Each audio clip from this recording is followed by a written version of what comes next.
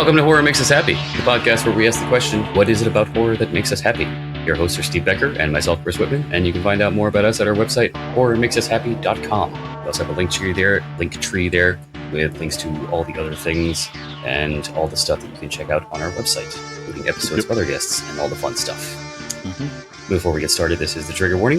This is a horror podcast. We talk about horror things. It could involve sensitive subjects and foul language and or violence of the like. But that's not meant to be said that it is all horrific. It's actually more of a fun, deep psychological delve into what exactly it is that people like about the horror genre itself. So if that is your cup of tea, welcome to the show. If you somehow ended up here by mistake, maybe just give it a listen anyway. It's a good show. We like it. Been doing it for 5 years now. No complaints. Yeah, right? Cool. Well, today we are talking to Mr. Richard Chizmar, author and founder of Cemetery Dance, best known for the Gwendy trilogy, Boogeyman series, and the most recent book, Memorials. Welcome, Rich. Thanks for having me on, guys. Our pleasure. Welcome. Before we get into the meat of the interview, I want to let people know what you're currently working on. Oh, I'm working on the third Boogeyman book, the third and final Boogeyman book right now. Hope to turn that in by the holidays, and that'll be out next September, October. Yes. And I've been busting my tail promoting the next one, which is due next a week from Tuesday, September 30th. A book called Widow's Point that I wrote with my son, Billy, and we're excited. Cool. Yep. Nice little collaboration there. Yep. So you'll have two trilogies. Will you be going for a third trilogy? No. Trilogy. Yes. Neither one was planned. That's the funny thing. I never thought I would be like a series writer. So that was a nice surprise. Yeah. Excuse me. Well, this podcast will be less about your body of work and more about what it is that you personally have been a fan of in the genre. That said, we're also going to talk about some personal stuff potentially, but that said, it's not meant to be a therapy session or anything like that. So if there's any questions you don't want to answer, just pass and we'll move on. Absolutely. But starting with childhood, what are some of your earliest memories of scary things? Oh, man. The library. Before I even get to the material that I thought was scary, I grew up in Edgewood, Maryland, which is sandwiched between two military bases. And my dad was retired Air Force, so he worked on Aberdeen Proving Ground. But we live close to Edgewood Arsenal. And so in addition to the local public library, the Edgewood Library, which was maybe a half a mile from my house, we would regularly go to the Edgewood Post Library. And it was this hulking building with baseboard heating and just creaky, and it was never busy. It was this cavernous place. And to get to the kids section, you had to, I wrote about it actually in Chasing the Boogeyman. You had to kind of go to the end of one wing and then this long corridor, surrounded by books and shelves. And then it was this little room off to the left was the kids section. And my dad would go right to the paperback swap shop or the periodicals or the history books, and which was on the opposite end, of course. And I was left to fend for myself. So those are some of my earliest memories of mixing books with terror, because I would sprint as fast as I could to there. And then when it was time to go to get out of there, I always loved it when I took too long and my dad came and got me. So you didn't have to walk by yourself. Yeah, I had a guard with me, but as far as like the material, it was I tuned into anything that was scary, anything that gave me nightmares, and my parents then threatened, I'm not going to let you watch that anymore or read that anymore because you keep waking us up in the middle of the night. That was the stuff I was attracted to. So whether it was like Abbott and Costello Meet the Mummy, or Frankenstein, that kind of thing, or some of the old horror comics that I would find at yard sales and Twilight Zone, Tales of the Unexplained, all that stuff. I just gravitated towards that right away. And, cool. Back then, no cable television, it was like a big television event when, I don't know how old you guys are, but I'm old, I'm 59. So when like The Wizard of Oz came on, everyone would gather around and watch it. And for me, the high points were always the scary stuff, the haunted forest, the flying monkeys mess with my mind for years. But I couldn't wait till it came back on again so I could see that again. Chitty Chitty Bang Bang, man, the child napper with his net and his long, crooked, pointed nose. I was just about to ask. I was like, what scared you about that? Yeah. No, that was nightmare fuel for a long time. And again, that was one of those things where my parents were like, all right, next time it's on, you can't watch it. And I was like, yeah, right. So it was they didn't use it against you. Yeah. So yeah, anything I could get my hands on. I mean, I was the youngest of 5. So, and I came from a family of readers. So there was abundant reading material. And like I said, trips to the library were a regular thing. And, I was just a weird kid. I'd be out there playing wiffle ball or football with my friends or jumping ramps on my bikes, normal stuff. And then I would be like, I got to go, guys. It's 12, on a sunny Saturday afternoon. It was because Creature Double Feature. Yeah. Yep. Awesome. And I was like, I'm gone, man. I'd drop the bat and I'd be like, I'll see you in 4 hours. So that was me. I got to say, I love both the jumping bikes reference and the need to be able to go watch afternoon horror movies. Like, yes, that hits me right in the nostalgias. Yeah. I mean, back then it was like all the TV guide, unless you got lucky and saw a commercial. The TV guide was like the little Bible, and I would circle things, and then I started putting notes on the fridge, and then when I realized my parents were going to see those notes on the fridge, I started anything, Westerns that I really wanted to see, those weren't, nightmare inducing. So those were fine, or like war movies, back then, like I think The Longest Day was like my comfort war movie. So anytime that was on, I'm like, boom, guys, I got to go. But it was mainly those Creature Double Features that kept me glued, elbows on the carpet, laying on my stomach, watching that in the basement, surrounded by paneling and, all the rest of that 70s stuff. Yeah. Shag rug. Oh, yeah.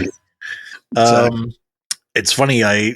For some reason, never occurred to me that there would actually be a library on base grounds. My father was in the service, but we didn't. He got out when I was like 2.5, so I didn't get to experience that. There's everything. There was. I mean, that was one of the cool things. It was like growing up next to an X-Files set, because not only were there the mundane things of like the particularly Aberdeen Proving Grounds. Aberdeen Proving Ground is. Yeah, I mean, that is, all you got to do is Google it, folks. Same thing with Edgewood Arsenal. Edgewood Arsenal was huge for chemical testing, and we would take girls once we were old enough to drive, because, my dad I had a sticker on the car so I could get through the gate, no problem, and just drive them around to scare them. And, I mean, but so I was going to say, that base had every, it didn't just have the PX, it had the officers club swimming pool, the enlisted swimming pool, it had a bowling alley, basketball, gym, it had everything you would ever want. So we spent a lot of time there. Yeah, I've worked on base before, and so I'm familiar with some of the things, but for some reason, library just never occurred to me, because I don't know. Yeah, ours was right across the street from the PX. I'll never forget it. I mean, it makes sense in like certain locations, because like if you're out like forward operating or something like that, and you're out in the middle of nowhere, then you got to have something for the kids. But like stateside, I wouldn't have expected that anyway. Yeah, well, it was always empty, like I said. So yeah, because you're stateside, and they were going to everybody else was going to the normal library. Yeah, I just didn't want to go to the library. Mm-hmm. Let's see. The first thing that you mentioned was Abbott and Costello Meet the Mummy. Right. Anything in particular jump out to you from that movie? No, because it's been a while, but I do remember like I said, I'm youngest of 5, and I remember my brother was Army, so he wasn't, and there was a big age gap, so he wasn't home for that long, but he's the one who turned me on to the Abbott and Costello movies. I have more clear memories of once I got into, creature movies like The Birds, what was a tarantula, those things mess with my mind. I absolutely, at whatever age, fully expected at some point to have to combat, giant spiders and the whole thing. I bought right in. But those movies, I saw over and over again, because even back then they played fairly often. And some of those old black and white, I guess they were probably Hammer films or maybe Amicus, I don't know, but they were, they often had to do with demons and sexy women and stuff. And I was watching those, as a good little Catholic boy who went to church every Sunday and Sunday school until I was old enough to drive. And then I was supposed to go to, CCD, but instead I would pick up a buddy of mine. We'd go to McDonald's and have breakfast. Mm-hmm. But I felt like I was watching like seriously taboo, entertainment there. But I those get away with that because my grandmother was involved in the church. Oh yeah. Yeah, I mean, my parents weren't, they were devout Catholics, but they absolutely, there was none of the, you can't go trick or treating or any of that. I mean, they once I stopped having nightmares, they were absolutely fine with me coming home with armloads of, scary books. None of that was considered blasphemous. Was anybody else in your family a fan of horror? You mentioned your brother showing you Abbott and Costello. You know what? I had, besides my brother, who was the oldest, I had three sisters. So they were big readers also. I mean, two of my sisters, I wouldn't say, I don't know if they were big fans, but that's where I was introduced to like Stephen King and Dean Koontz. So they read within the genre. They weren't going to dive deep enough back then to know who, just the bestseller stuff that you would find, Blatty, The Exorcist, that kind of thing. They weren't going to, dive real. They weren't going to read Bradbury and Matheson and some of the California guys unless it was like assigned in school. But their books were everywhere. I always talk about how one of the first adult books I read was a Sidney Sheldon book that was on my sister's bookshelf, and it was like chock full of sex. And I remember like running outside to tell my friends, "You're not going to believe this." But yeah, so I had it all around me. And I did have other, creepy story fans in the family, but none of them turned into fanatics like me. Let's see. You also mentioned Twilight Zone. Any particular episode jump out to you? You know what? I was a pretty basic kid, so just the ones that jumped out to most people. The creature on the wing, 20,000 feet, whatever that's called. The Last Man on Earth with his eyeglasses. The Maple Street episode did. Some of those chestnuts of the Twilight Zone are still my favorites, and the ones that stood out. I kind of wallowed in it. I was exposed to so much of it because I loved it right away. That once I got past the stage, rather, where I was like old enough to ride my bike to the half mile to the Edgewood Library and get my own stuff, or pick up my own comics from the drugstore across the street from the library. Then I did. I just jumped in, neck deep and did everything. Read everything I could and watched everything I could. All right. I think where I'm going with that is, so I'm going to describe this. There's another guest that we had on here, Trevor Henderson, who was an artist. And it was amusing because when we talked to him, everything that he described were basically just like pictures on the wall, memories of certain images. Right. And then we had to kind of like take a step back and ask him, but to describe, what were you feeling when viewing these images?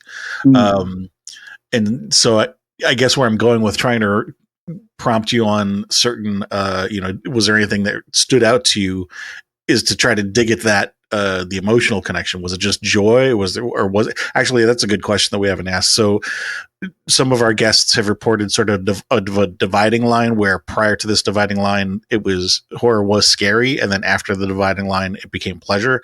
Was there a dividing line like that for you, or was it always pleasurable? It was always a mixture of both. It was always that pleasure, pain with fear. A phrase. One day I want to call it. I want to title a book.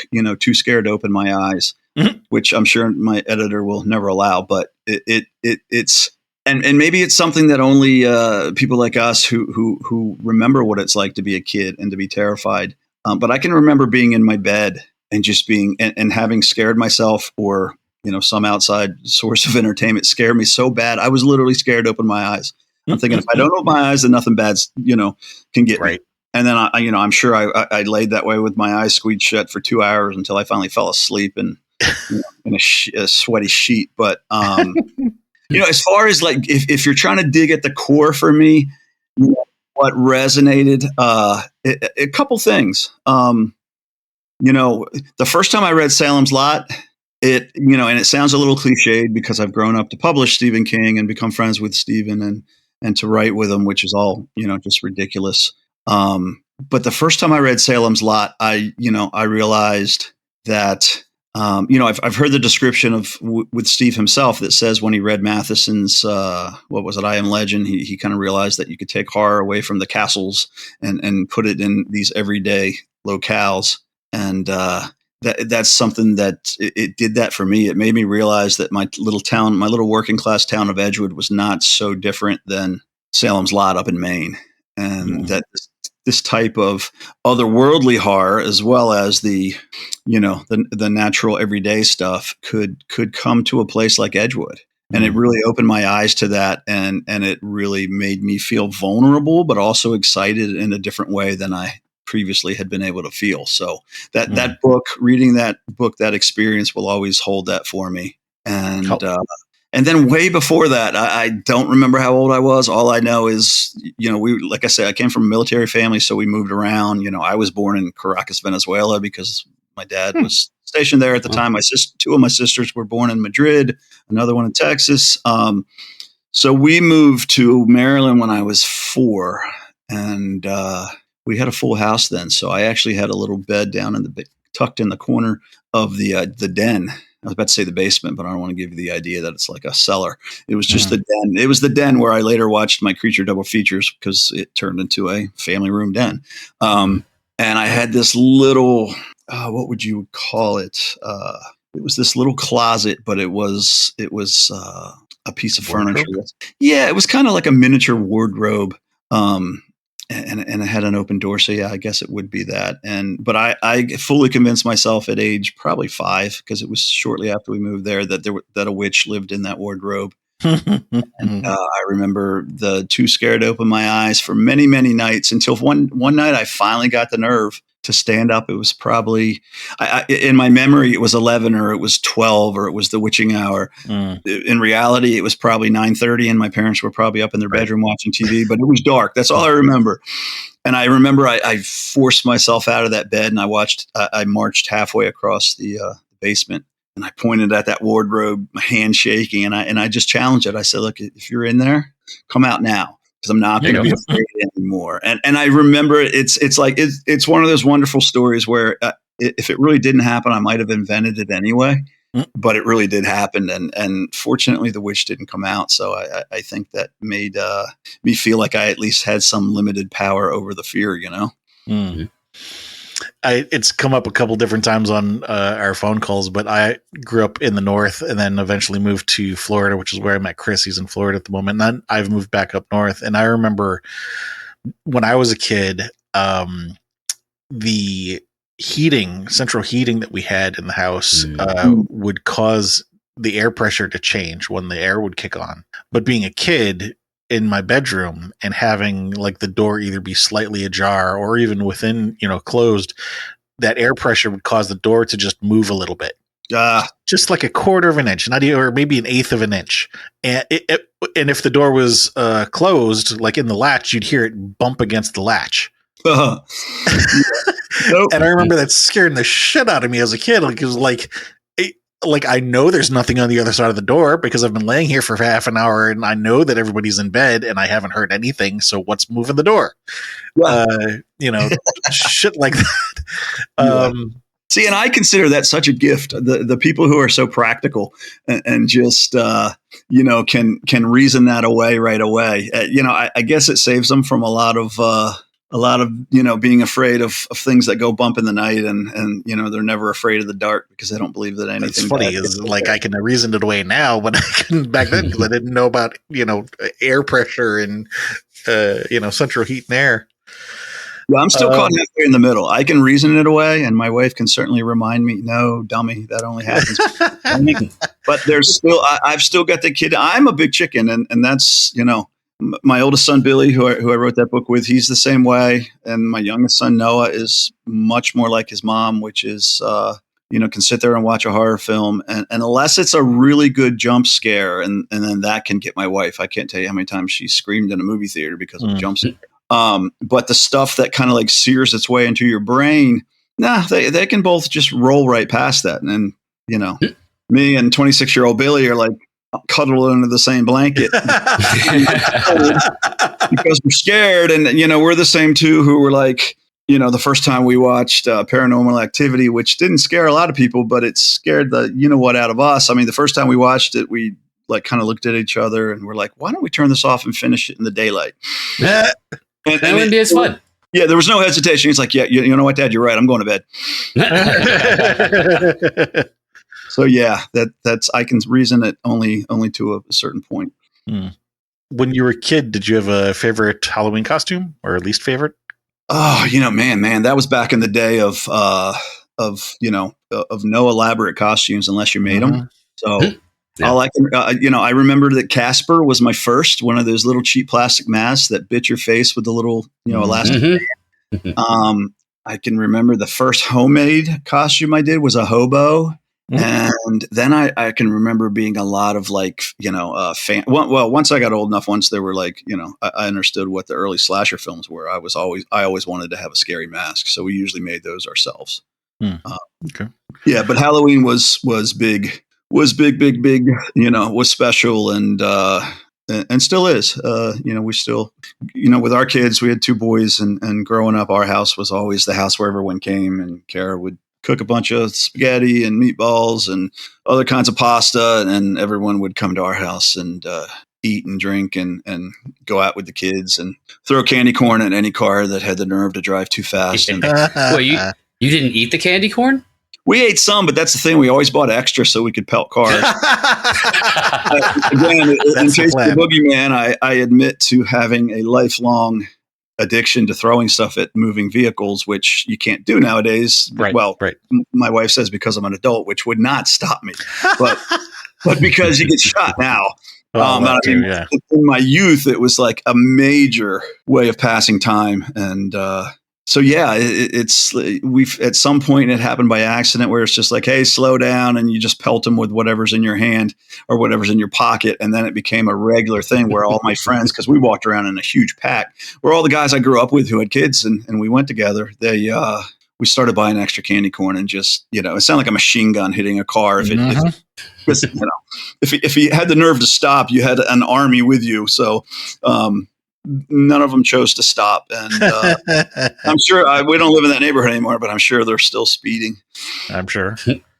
Did you have any scary dreams or reoccurring night dreams when you were a kid? Yeah, being chased a lot, hands, and I still have these dreams from time to time. I still have those dreams where you're hyperventilating out of fear. Because it's like my wife's like, you just did that heavy breathing thing, and I'm like, and I always have to reassure her, I'm like, I really was never chased, other than by like cops and the occasional adult because we threw stuff at their car.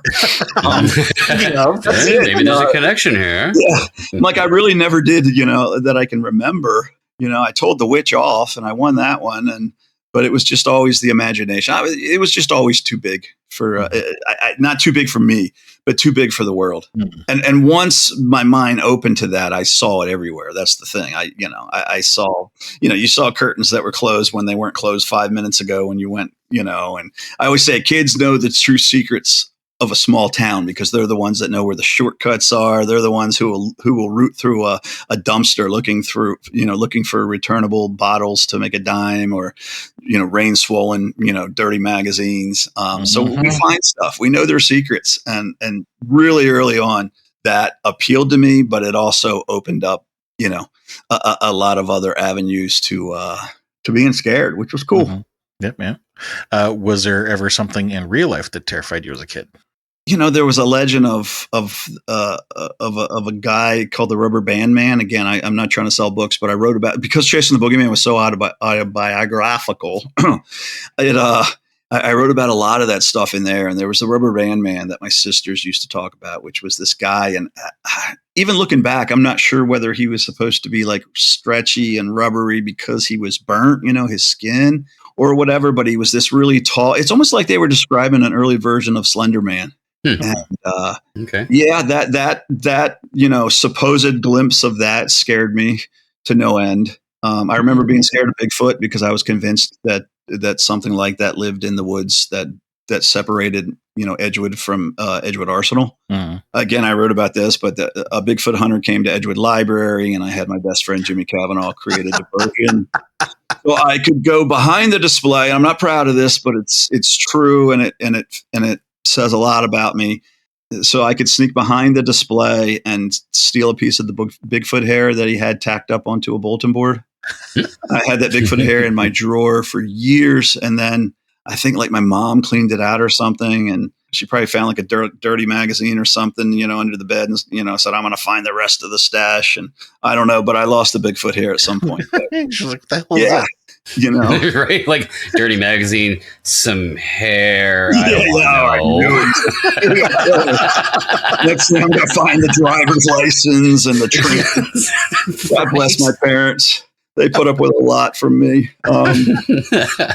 Yeah. And I asked them a lot of hard questions. It's funny because I just saw the world in a different way. I mean, my poor parents, I remember being way too young to have these discussions. I might have been like 8 or something, coming home from midnight mass on post, before Christmas and saying, why do so many people look so sad during the holidays? And, what is so-and-so going to do? The neighbor across the street who was in his 70s now that his wife's dead, who's going to cook his dinner and who's he going to go to, church with? And I definitely saw the shadows, even though I was a sunny kid, like I said, I collect baseball cards, played marbles, I'm still friends with all my childhood friends. And it was, a pretty wonderful upbringing, but I still was the one, definitely out of our group, I was still the one that kind of saw the shadows really clearly and from a very early age. So see, where I thought you were going to go with that is I thought you were going to say that all the things that people are worried about going into their Google search history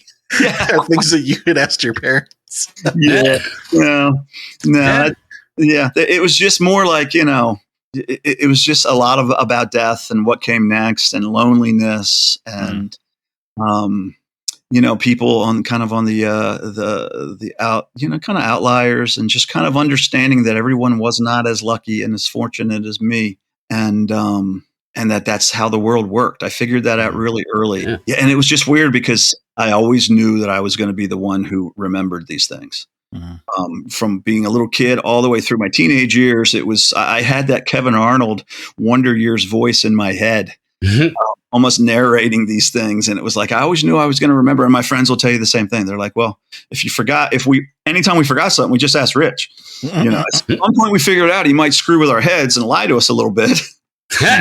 But eventually he would admit it because he always remembered. And so a lot of the stuff in my books are things that I've pulled from there and reused and kind of retailored to my own use. Just remember, with actual recollection comes great responsibility. Yeah. And sometimes that responsibility you don't want, you don't want to remember everything. And memory was always a very important thing for me as well. So we may have already answered this question, but normally the follow-up to the previous one is, was there ever a time in your childhood when you felt exceptionally calm or safe or at bliss? We talked about the bike ramps and stuff like that. Was there anything more specific that you'd like to give as an answer for that one? You know what? I felt safe. I felt safe. My father made me feel safe, even though he was a disciplinarian and was, like I said, retired military. And in his later age, we communicated great. We didn't always communicate as well growing up. I had to grow up. I had to get to the point where I realized that my dad represented an awful lot of admirable things instead of just being the guy who made the rules and yelled at me sometimes when he didn't have to yell, when he just had to talk. But once I reached that point, I realized exactly how fortunate I was. But my dad just, the father figure, made me feel safe being with my friends because we were kind of a gang unto ourselves. And we took care of each other and still do. And then just certain activities. I can remember the Edgewood Library, not the Post Library, that terror house, but the Edgewood Library, well lit, about 1/10 of the size. A place where I could, I felt very safe there. I just remember, plugging nickels in and photocopying things that, so I could actually have it at home instead of just checking it out and having to return it, and writing my first stories in that library. And I felt safe often. Again, very fortunate for that. And then there were, I think, the flip side of that, you remember a lot of those moments of not feeling safe. And again, that is something that I think drew me to writing and reading. Okay. The next two questions are also a pair. I'm going to start with the negative so we can end on the positive. Do you remember the first person you hurt? Oh, man. Definitely probably my mom. She's, my mom was a very sensitive, emotional woman. If she's very Catholic, read the Catholic Digest, Reader's Digest, the whole thing. But, the news, if there was someone if there was a disaster in Guatemala, it was felt very strongly in 1920 Hanson Road at Edgewood. My mom would, it'd be in the prayer, it'd be in the bulletin at mass, and her friends would be talking about it on her phone. And, so I'm sure that it was my mom. I can remember, despite being born in Caracas, we moved to the States before I was 1. So it was all I really knew. My mom was born in Ecuador, in Ecuador. So she was very, Hispanic as far as her background, and, the world, she, never got her driver's license. She grew up in a very wealthy family down there, which would not, transfer that over. The exchange rate would not be wealthy up here. Right. But so she never learned how to drive, and she went to college here, and that's where I met my dad. And but still, she had that very much kind of old world sensibility and emotions to her. So yeah, I can remember hurting her feelings, not being sensitive enough at times, and 3 sisters, man. So people will tell you, they're like, yeah, Rich is, really good with certain things, because I think as he grew up surrounded by so many women. And I'm like, right on. I think that's true. But I was also a devil boy at times. Can't relate. Grew up with a mother and a sister. And it's just, naturally you want to piss them off sometimes. Yeah. I can remember taking my sister's favorite hairbrush and being like, all right, it's, her watching her brush her hair and then laughing, going, I put it in the toilet. Getting in so much trouble. I remember the other sister, upstairs getting ready for a date, and I would be so anxious to answer the door, because I would be like, Nancy will be down in a little bit. I don't know when, because she has got serious diarrhea. I paid for that many times. On a rash. She's putting ointment on a rash, just, a lot of ridiculous, little brother things. So yeah, I definitely hurt the females in my life. But as far as that one moment, probably my mom, and I think it was at church. That's all that needs to be said. I may have been catching the holy water in my mouth like a fish, and oh god, and my buddy Steve, who I'm still friends with, was right beside me doing it, but he didn't get caught, and I did. So yeah. Well, I got half of that. I was raised by my grandmother, who also never got her license, and her sisters and their daughters, because there was that age gap. But I also was being raised by an only child, because my sisters were being raised elsewhere by my father and my stepmother.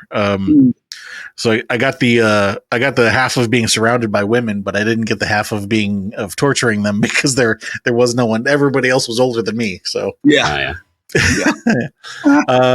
So flipping that question around, do you remember the last person you helped, or sorry, the first person you helped? You know what?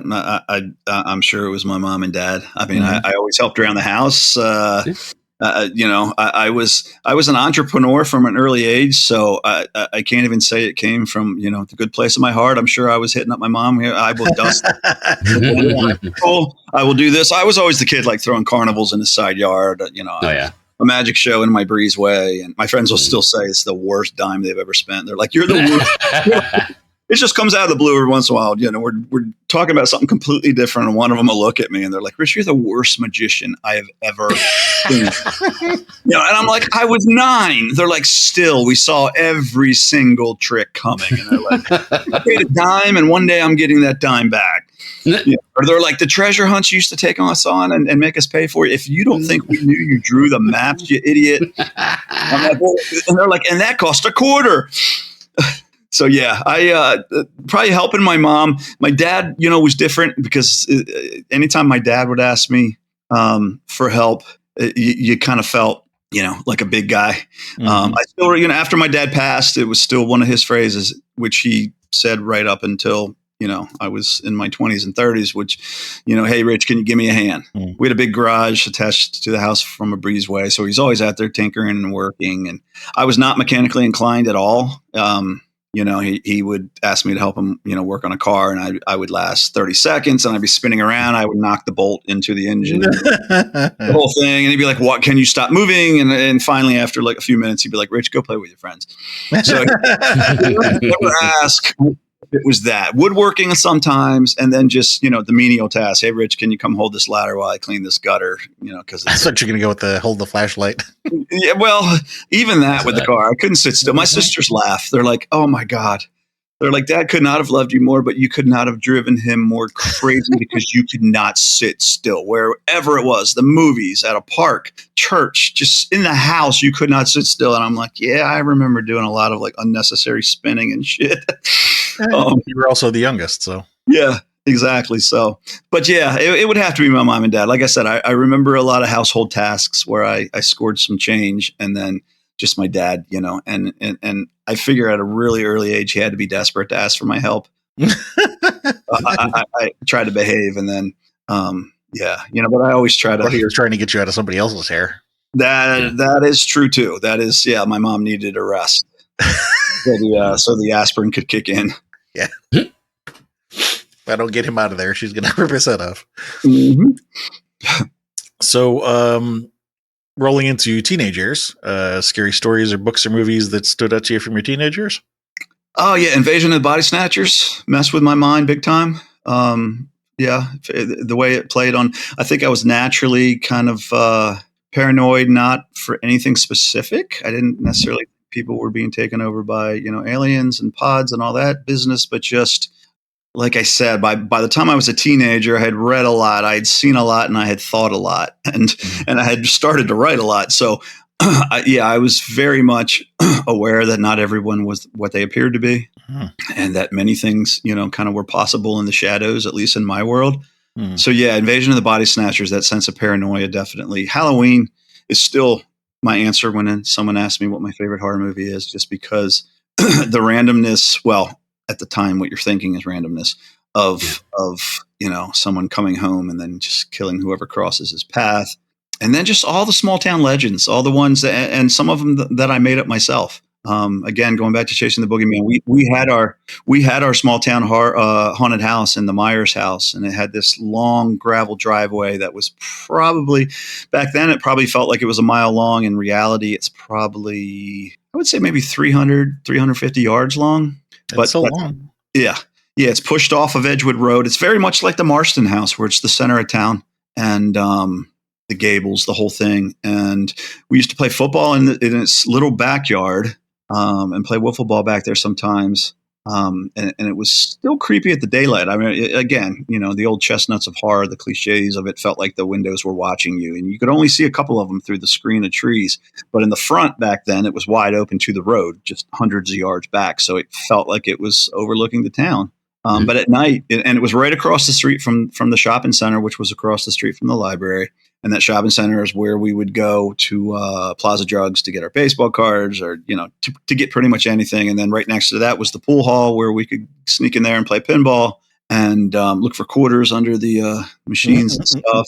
And then right by there was a liquor store that also had the best pizza subs anywhere. So we were there a lot, and a lot of times we found ourselves after dark walking home. And the Myersfield was the shortcut. We could walk on Hanson Road, but it took longer. And on those walks up that road, that's where I first started telling my friends scary stories. And again, when Chasing the Boogeyman came out, it's the first thing my oldest son Billy said. Is he kind of looked at me in awe, and not because I wrote a good book or anything like that, or because he thought I did, but he's just like, you guys grew up like a bunch of street urchins. You just had the run of the town. And I'm like, yeah. And I knew where he was coming, because he's very much like me at that age, and he always has been growing up. But there was an element of just, somberness to him, where he's just like, we grew up with cell phones and video games. And yes, I did play flashlight tag sometimes. And I did, tons of sleepovers at our house and their house. And we had bonfires and told stories.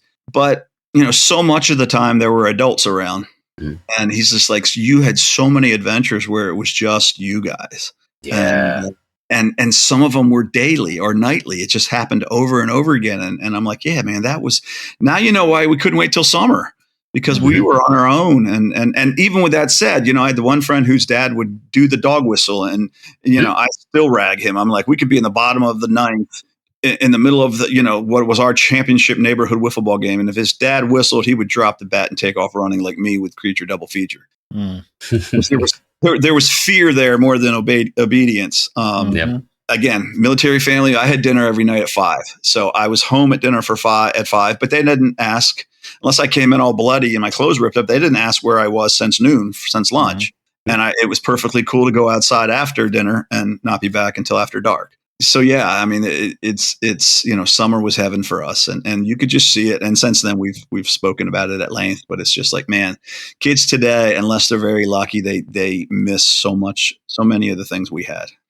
Not only for a lot of the things that you're talking about, but also just living in a place where you've got other kids to play with. Because even back then, if you were the only kid in the area, like in my case, when I lived in Chicago, there was one girl that lived across the street from me who was about my age, but nobody else on the block was my age. So when I lived in Chicago, I didn't get to do a lot of that kind of stuff. But when I lived in Wisconsin, it was more like that, and when I lived in Florida, it was a bit more like that. But yeah, no, I mean, that's a great point, because there's and even nowadays where so many of these neighborhoods are, with their homeowner associations and all that, they're everywhere. But what I found is, my kids lived in a neighborhood, but because they went to a different school than most of the kids in the neighborhood went to, they didn't have that thing where they walked home from school with them, or where they rode the bus with them, or where it was just, they saw them all the time.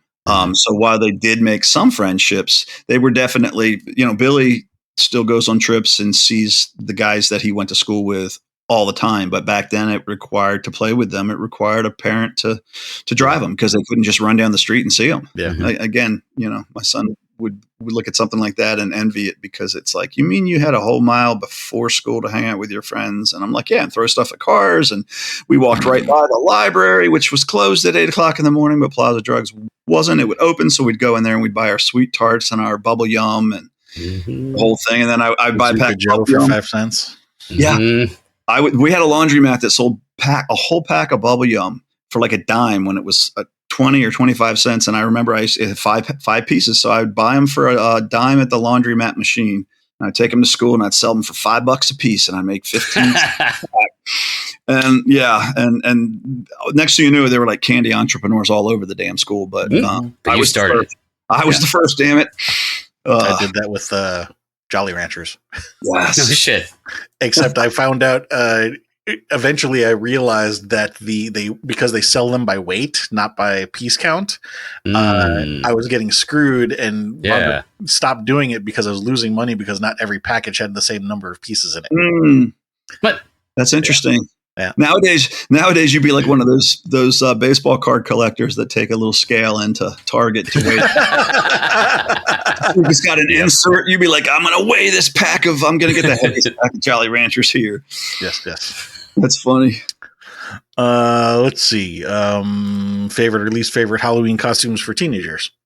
By then I was not the, I mean, I loved it. Like I said, Halloween always been my favorite holiday until I got to a certain point, and then it was Thanksgiving, just because that sense of family and friends. But Halloween, was always right there. But yeah, I was not the horror aficionado who then would spend all this time making his costume. I was more like the guy who would slap on a black cloak and a Michael Myers mask, something like that. That was it. That's my creativity only extended so far. Okay. I mean, not every question is going to land. We just ask because you never know. Yeah. I'm sure some people have great answers to that, because they'd be like, well, Star Wars had come out, 5 years earlier. You asked about nightmares. For the longest time, and I haven't had this for decades, but I remember having it back then, and for probably 10, 15 years after. But I had dreams of stormtroopers in the back of garbage trucks. For the trash compactor. Oh, the trash compactor. Yeah. They would invade the neighborhoods and just pile out of these garbage trucks and police up the humans. And that was a dream I had, because I still remember with great vividness, hiding in the tall grass by one of my neighbors. He had like a little, it wasn't koi back then, but he had like a little backyard pond. And it was surrounded by tall grass. And in my dream, I was hiding there, trying not to let them hear my breathing, because they had already taken everyone on the street. But yeah, that's interesting, because I hadn't thought about that dream in a long time. It's kind of why we split them up the way we do. Yeah. Anything in your teens actually terrify you in real life? I mean, what I remember terrifying me as I became a teenager and getting older was watching my parents get old and realizing I was going to lose them. And I wrote a story once called Heroes, about a kid whose father, who's always been his mentor and his hero in life, and he's starting to slip into forgetfulness and just not being able to function the way he was, and the extent that he goes to try to make his father be there forever in a misguided way. But I just remember having those feelings of seeing the vulnerability in my dad. My mom was, like I said, my mom was always this petite woman. And so, and I guess in a different way, I always saw the vulnerableness in my mom, but not my dad. So that was big. That was a big topic and something that I wrote about a lot, with increasing frequency as I experienced those feelings. Lost a friend in an automobile accident. So the idea was really driven home that life could change on, the drop of a dime.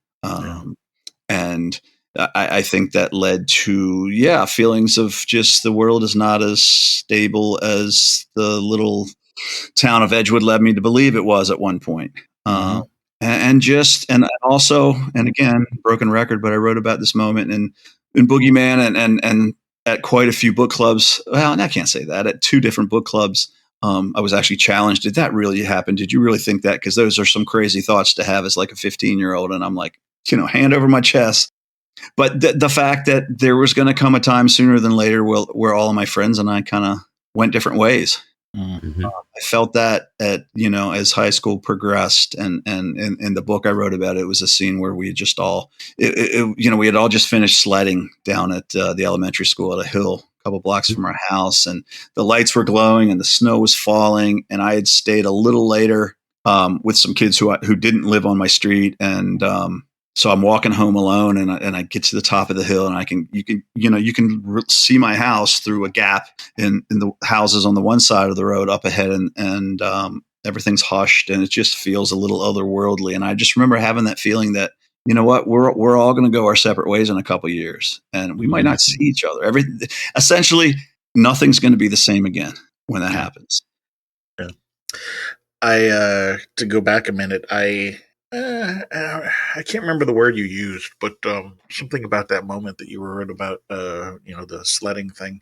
For me, the moment was my high school graduation, but I saw it coming before that. I was on the yearbook committee and had one of the things that we got to do was put quotes in there and stuff like that. Wow. And we had quotes at the top of different books or different pages of each section of the senior section. And because we had a bunch of room left over, I had suggested putting 2 lines of each for like the first stanza or 2 of, I don't know if you remember the poem "The Road Goes Ever On" from Jerry Logan. Yeah, that was my contribution, was to put that in there because that kind of touches on what you were talking about there.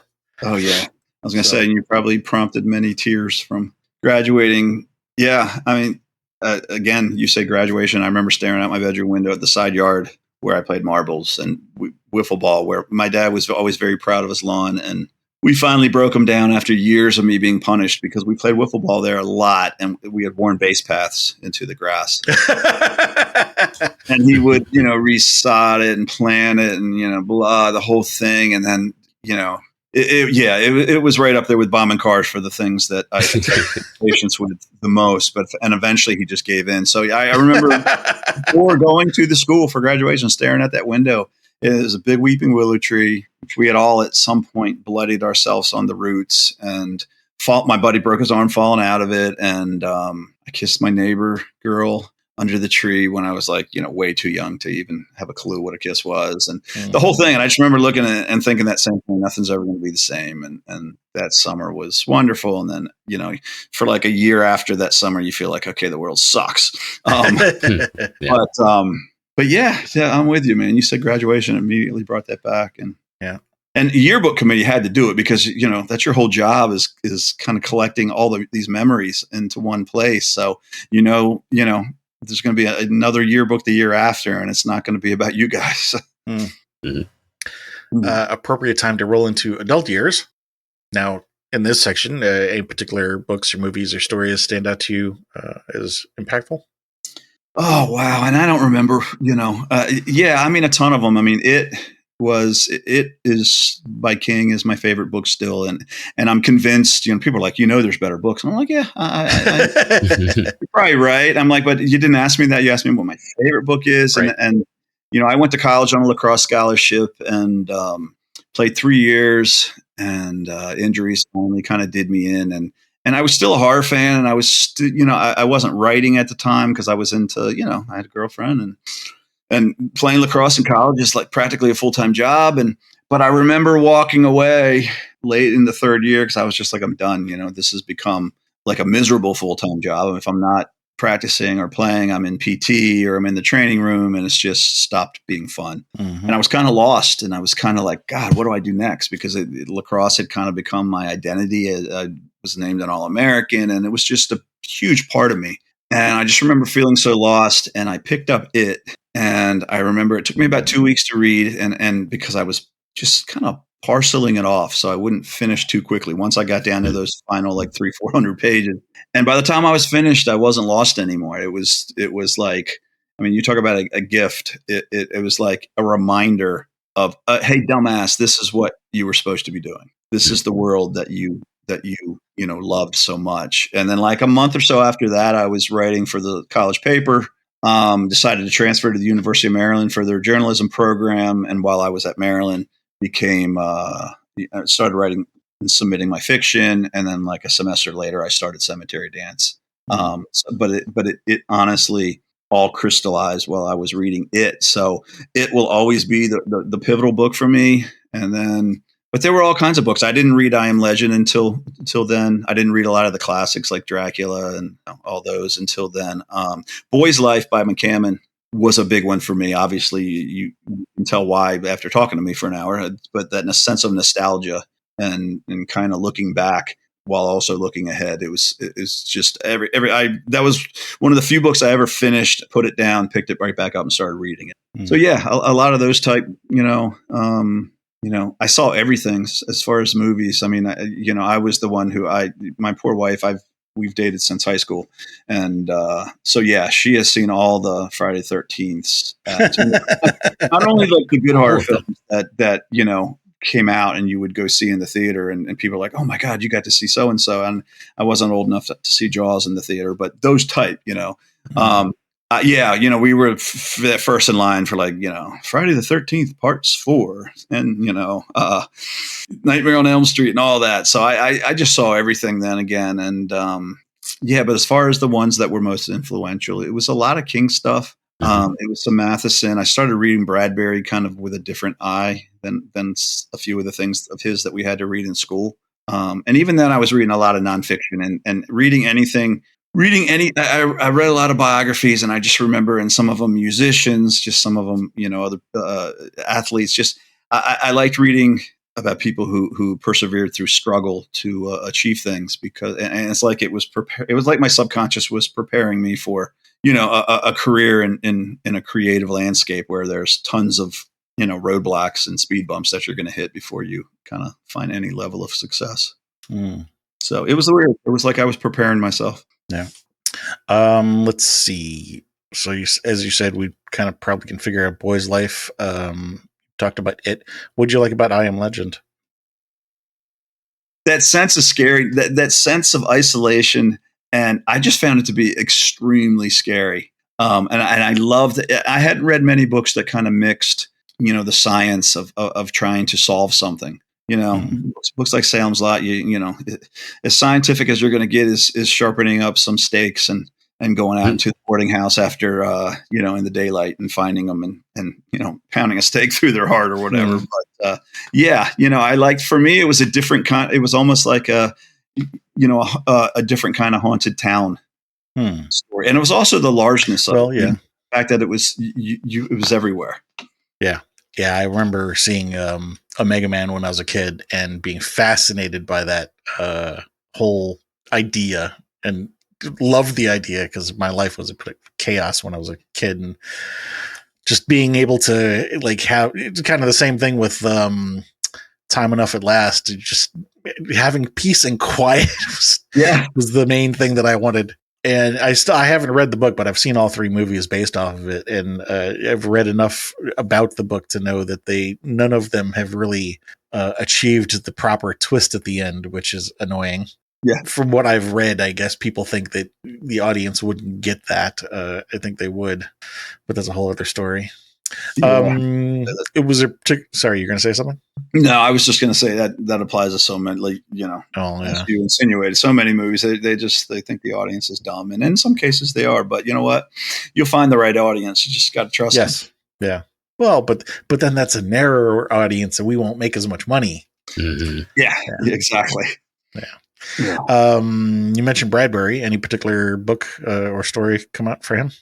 For me, right from the very beginning, it was Something Wicked. I love the Halloween tree. I loved a bunch of them, but for me, it was Something Wicked, This Way Comes. And I think it was, again, that sense of boyhood and adventure, and also the father connection type things. So, and what a great title. Oh my God. Yes. I mean, you can't find. That's one of the ones when people say, "What are your favorite titles too?" And I'm like, "Well, I like It." That's too easy. And I'm like, "I know, but think about it." I'm like, "Think about it." Yeah, that's always one that I bring up because I'm like, man, you talk about poetry in a title. Yes. Let's see. Any scary dreams or recurring nightmares as an adult?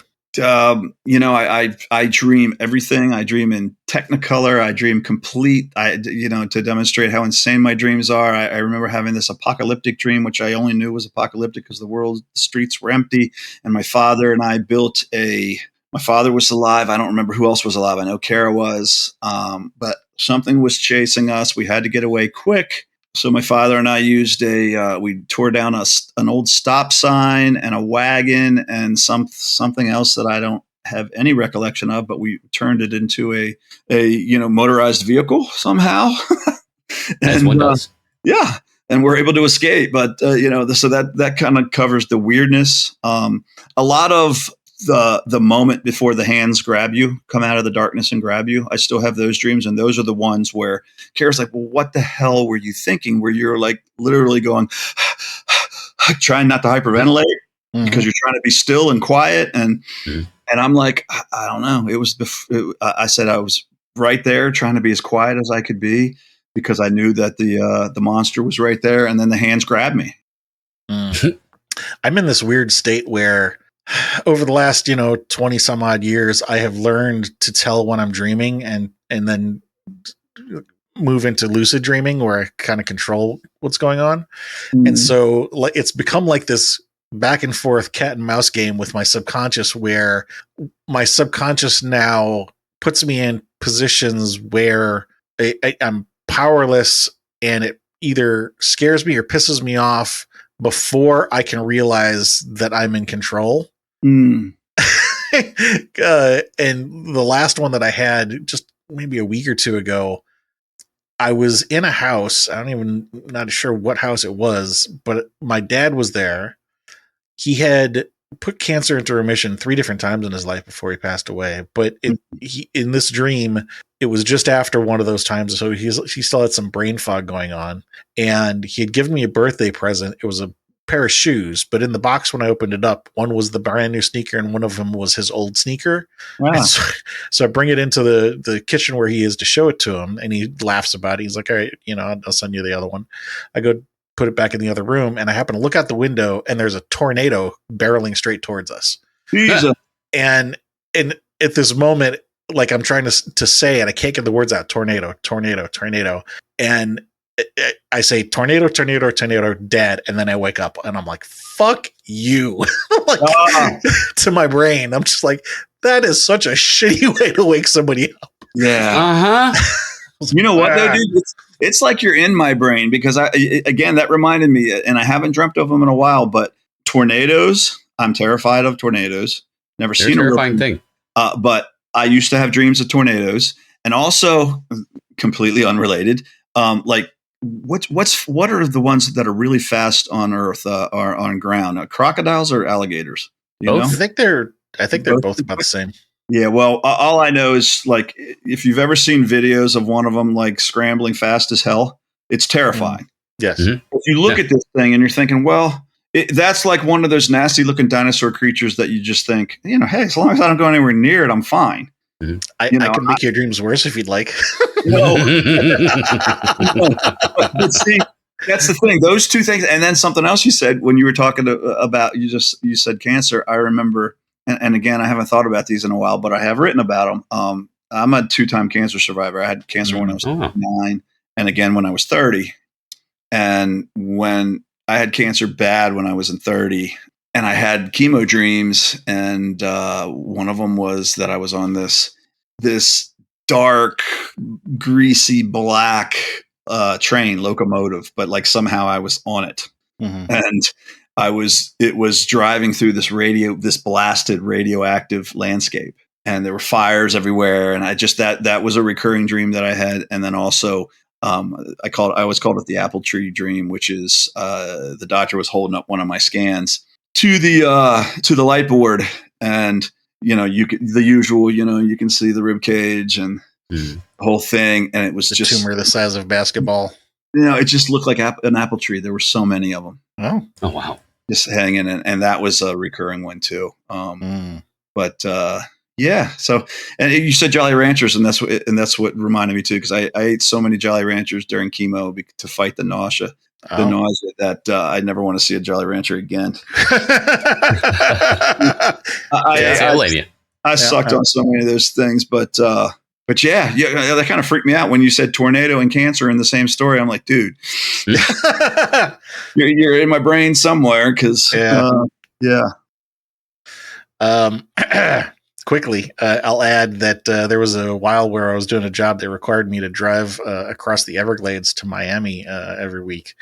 And I didn't know this at the time until I happened to see some of it. But you know how there are chain link fences that have the angled piece at the top with barbed wire? Mm-hmm. They have to put that up in the Everglades with that barbed wire extension because alligators can climb chain link fences. Oh, yeah. Geez. It's not for the people. It's for the alligators. Right. Yeah. I hope I don't dream that tonight. It's just the imagery of it. It's like, it's like the woman crawling across the ceiling. It's like and to me, that's terrifying, but that's not one bit scarier than an alligator climbing a fence. Right. Yeah. You can actually go on YouTube and find clips of them doing that too. Like, how you have your normal 4-foot tall chain link fence? Yeah. Like they'll do that easily. But yeah, so in the Everglades, they have it with the barbed wire thing, and it's angled out towards the Everglade because obviously that's where they come from, and they can't, climb up around it that way. So in your dream, just make sure it's got the thing at the top pointing out. Yeah. I'm pretty sure it won't. We'll see if you do the lucid dreaming thing. You just add it. Yeah. Or you could have a section where it's got some of that, and then maybe it's some it's missing. Oh, man. Oh, thanks for that. You're welcome. All right. This pair of questions again, starting with the negative so we can end on the positive. Do you remember the last person you hurt? Sure, my wife. Speaking of this dream, the book we just talked about, I'm very certain it was my wife who puts up with a lot from me. Last person you helped, also the wife. Yeah, my wife or one of the boys. I'm trying to think of the last. We're all a team, so I'm sure it's a daily thing where we're helping each other with something or another. But yeah. Okay. This next question is going to be over your entire life and not just about horror. So it could be any genre. What movie would you say you've watched more times than any other? I'm trying to think if, what else, because it's a good question. And it's one that I've prepared myself before. Halloween is usually the one that I say because they usually are talking about horror. Right. Yeah. So the way we have learned to do this, we used to ask, what's your favorite movie? And then we would ask, what movie have you seen more times than any other? Because it's not always the same as the favorite. Mm-hmm. And we've learned to flip it and then first ask, which one have you seen more times than any other? And then ask, is that also your favorite? Or would you say something else is your favorite? And we had already talked about Halloween. And the reason that we ask it this way is because sometimes something interesting comes up that hasn't been discussed yet before in the call. You know what? My answer, which just came to me, which is accurate, is Butch Cassidy and the Sundance Kid. Okay. Yeah, I've watched that probably more than I haven't watched it more than Halloween, but as far as the non-genre one, then it would be it would be that movie. And I'm surprised it took me that long to think of it. It just died, and I posted a picture somewhere of them. But that's yeah. What do you like about that one? I think the sprawling epicness of it. The West. I've always loved the West, and always thought that it would have been a cool time to have lived until I start thinking about the hardships of like, well, wait a minute, where do they use the bathroom? And wait a minute, you get past the kid part where you're just like, it'd be so cool to just like walk around every day with a Winchester rifle and to ride a horse. But it just that for me, it had everything. I didn't even mind and I have had this argument as opposed to a discussion. I didn't even mind the raindrops keep falling on my head scene that pissed people off so much. But the sense of partnership and friendship for sure. And even the ending, which I remember telling Billy, my son, about at some point before he watched that for the first time. I remember saying, all the realistic arguments that can be made about the futility of it and the waste of it and all that of them, making that last run for freedom. For me, it was always like this symbolic thing of because I've Billy's very much like me, where even though we've accomplished certain things, he was also an All-American, and like I said, he's very smart. So his intelligence is one place that he hasn't had to work, but everything else, he's like me, so he's really had to work. And I've always said, Billy, you and I are grinders. Your brother comes from a more natural place where he works hard and he's able to do these things, and we kind of have to do things the hard way. And so I think the ending of that movie has always felt symbolic in that regard. But yeah, just the sense of partnership and friendship, and then the sprawlingness of it, and it's funny, it's funny and it's smart, and yeah. So that's one. Another one that I've watched a ton, and for pretty much the same reasons, the nostalgia and friendship and the passage of time, the sprawlingness of that, is Big Wednesday, which is people always say it's a surfing movie, and it's about surfing, but it's about growing up, and it's about the 60s and the 70s, and yeah, it's Butch Cassidy and Sundance Kid and Big Wednesday are the two big ones for me, and Wonder Boy. Well, I think we're at a good point here where we've got a couple themes that have cropped up multiple times. We can talk about that a little bit. It sounds like relationships and vulnerability are big things to you, but I think both of those things maybe subsume under loss and grief and the challenge of battling loss and grief. Mm-hmm. And so I think we already talked about this, so maybe it's repeating ourselves, but I don't want to put words in your mouth, so I'll ask anyway. Do you have any idea why that's important to you? I just said this to someone yesterday, or actually 2 days ago. Someone came from the Baltimore Banner to interview Billy and I about this new book. And at some point we started talking about, family and just I can't remember the specifics of where it came from, but I told her, I said, well, what's interesting is I said, the family I grew up in, I've always said we're like the Kennedys without the money or the scandal or, the sex. We're the Kennedys in the close knit, circle the wagons, and the tragedies. We've had a lot of loss in our family and in our extended family. And just a lot of things that didn't result in loss, but they were tragic as far as, accidents and injuries and those kind of things. And I said, so for me, yeah, I've always been aware of what I talked about earlier, whereas, life is very fragile and life can change on a drop of a dime. And so a lot of my early stuff, that I put pen to paper on was about that. And I look back now and it's pretty easy to understand that I was trying to make sense of it and trying to kind of find some peace with it. And even a book like From a Buick 8 by King, which a lot of people don't like. I read the message boards and a lot of people are like, shit, it was a book about nothing. It's a monster book, but the monsters aren't scary and da da da da da. And it'll always hold a special place in my heart because it was the first limited edition by King that my company ever published.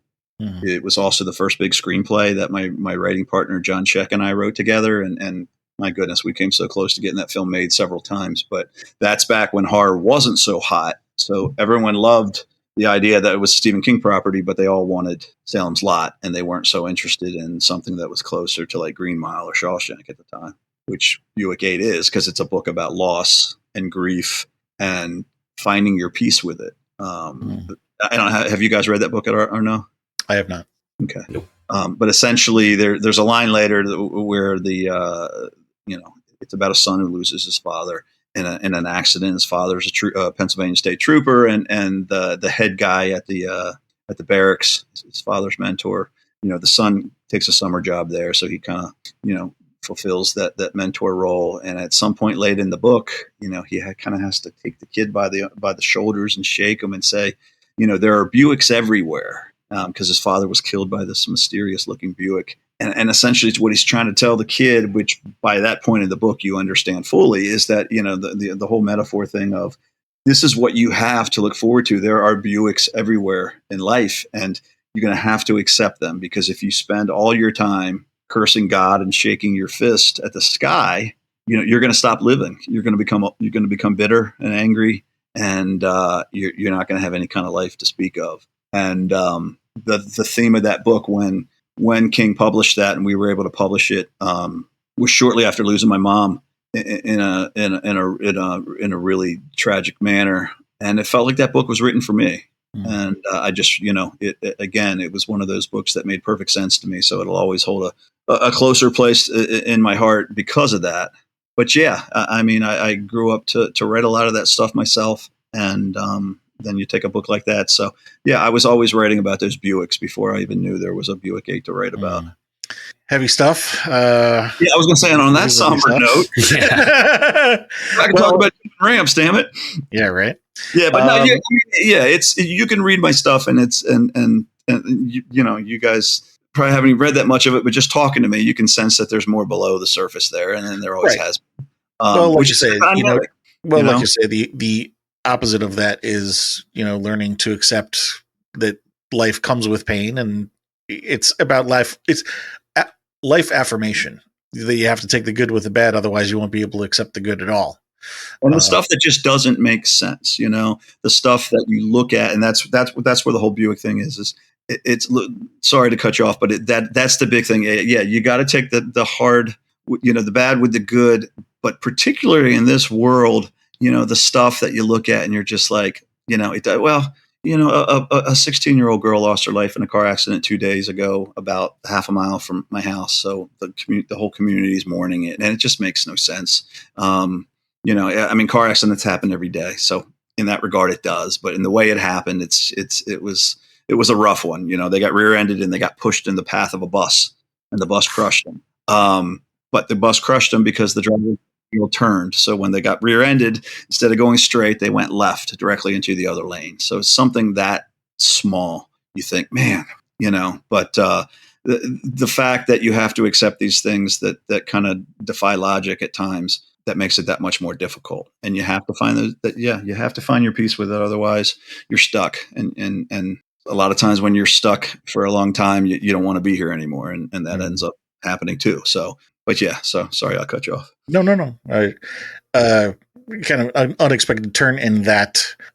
So we didn't talk about this at the start of the call, but so this podcast, we have sort of three goals. The first obvious one being that any fans of your work maybe can get to hear you share something you haven't shared elsewhere.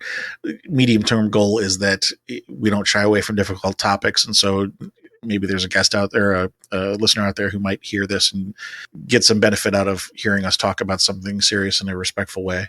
And then long-term goal is not every guest is going to fall into the same bucket, but we're, kind of tallying things up, and we'll see if we can identify, what are the most common buckets, how many buckets are there, what are most common, least common, and learn something about the horror community as a whole that we can then hand back to the mainstream world. And to that second point, interestingly enough, normally when we talk about, benefiting the listener, we're referring to in a, emotional context. But what you just shared there about this accident reminded me that, when I was in high school, I remember being taught that when you're going to make a left turn, do not cut the wheel until you're ready to make the turn, because if you get rear-ended, you will get pushed into the oncoming traffic. And, for anybody who hasn't ever been taught that or hasn't been hasn't heard that in 20 or 30 years. It's one hell of a reminder. Oh, it is. And the thing is my wife's the one who told me that, because she had, well, like I said, it's a pretty tight knit community. So she had talked to somebody. But she asked me, she's like, were you ever taught that? Do you do that? And I said, I don't ever remember being taught it, but I don't do it. I said, because most of the time I'm prepared to, if the light turns yellow or whatever, and there's not that gap, I'm prepared to back up a little bit unless there's someone right behind me. Yeah. Even then, I said, I just don't. I said, I could be wrong. Pay attention. I said, I know I don't do it on a regular basis. I'm not sure if I do it occasionally or whatever. And she's like, I don't think I do, but the same thing. And she's like, we got to tell Billy and Noah, our kids. And the first thing Noah said is, I don't think I do it, but I may have done it from time to time, but I won't now. Yeah. The funny thing is that I do it, and I think about it every time I'm doing it. Don't do it. Yeah. So sort of the second to last question here, which is why horror? And what we mean by that here is that now we've talked about some of the things that are important to you in terms of, life affirmation and things like that, and battling loss and grief. Can't you explore that in other genres, or is there something about horror specifically that speaks more closely to you about that? I think in the beginning it just spoke to me on the sense of the thrill of it, and that it was an emotion that I was fortunate enough to not feel a lot of in life. That sense of having goose flesh. And actually, I don't mean to cut you off, but I just thought of something. So thinking about the entire call, I realized that at least for you, maybe that's changed as you've gotten older, because when we talked about the childhood, it was the thrill, and now it's more of a warning, shall we say?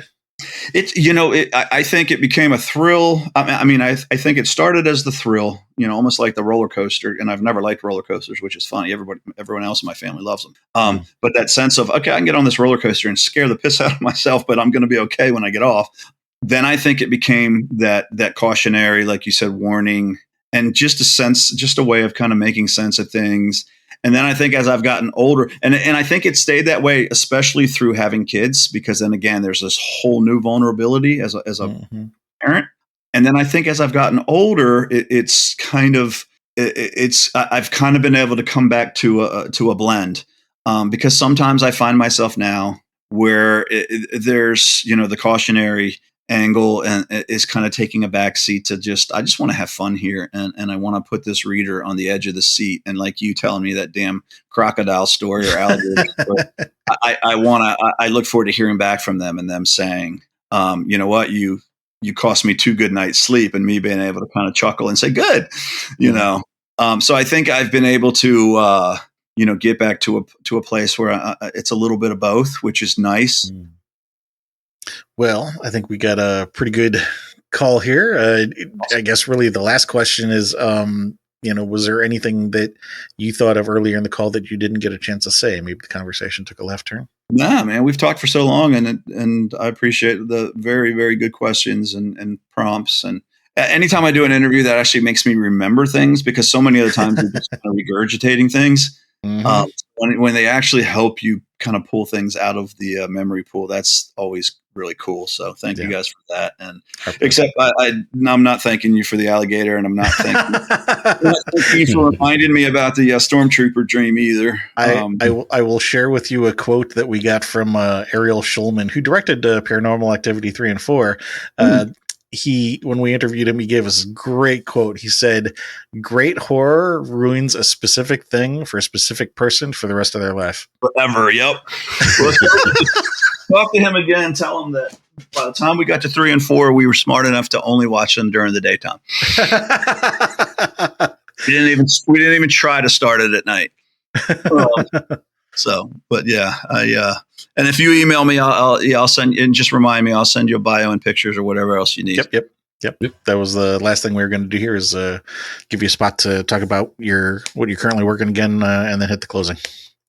Yeah, I'm working on the third and final Boogeyman book, and we'll hope to turn that in by the holidays for next fall. And Billy, my oldest son, and we're gonna, a week from today, we have our launch signing here in Havre de Grace, Maryland. And then the next day we go to New York, and Tuesday night we have a signing in New York. Wednesday night we're in Michigan. Thursday night we're in Texas. Friday night we're in Arizona. Then we come home for the weekend, and then we go back out on the road again. So it's the first time I've done a signing tour with my son. So that's going to make it that much more special and fun. So we're looking forward to it. Very cool. Actually, that part's a lie, because we're both of us are home guys. So I can't say we're not looking forward to it, but neither one of us are like jumping up and down about all the traveling and being away from our dogs and all that. But it'll be fun to hang out with readers too. So, but on the plus when side, you get there, I'm sure it'll be fun. Yeah, well, exactly. Yeah, we'll have each other, which just means we'll get twice as lost, probably. Neither one of us are good about that. That's my wife has always come with me, and I always tell people, I'm like, yeah, I wouldn't. They're like, you're actually 10 minutes early. I'm like, I wouldn't be here at all if it wasn't for her. It's not my strong point. So he, like I said, he's a very bright young guy, but his sense of direction he got from his dad. GPS. Yeah, well, that's the thing. Yes, and he and I've been to the city before and fared, okay, but we've had our struggles. So even with GPS. Well, good luck. I appreciate it. Thank you again for your time, and thank you to anybody out there listening. If you want to catch up with what Richard is doing, just go to horrormakesushappy.com, go to the episodes page, and scroll down to where Richard is. Click that link, and that'll take you to his bio page, and then we will link to whatever he wants us to link to from there. In the meantime, other than that, like, share, subscribe, do all the fun stuff.